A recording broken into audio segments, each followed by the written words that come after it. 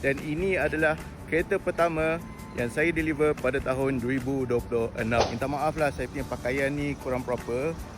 Sepatutnya saya pakai uniform, tapi sebabkan ada urusan tadi, jadi saya siapkan juga kereta ini untuk customer. Jadi customer ini dia beli kereta Myvi Spec X, yang mana harga kereta ini adalah RM53,000. Customer ini dia apply tanpa lesen menggunakan mak dia sebagai guarantor untuk lesen. Kebetulan stok untuk kereta ini memang ready. So dia dah apply loan, dan dia punya proses loan tu ambil masa dalam sekitar 2 minggu, dan kereta dia pun dapat dalam tempoh 2 minggu. So itu kelebihan kalau korang lock kereta yang ada ready stock. So kereta ini alhamdulillah insya-Allah kita akan deliver kepada customer. So nanti kita akan tengok dia punya feedback macam mana. Ini saya dah deliver satu kereta kepada customer saya.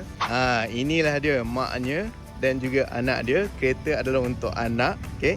So anaknya pun insya-Allah dia akan dapat lesen. So sama-sama kita doakan dia berjaya dalam dia punya ujian, okey. Dan sekiranya anda berminat untuk membeli kereta, okey, anda boleh hubungi saya di talian 0137748485.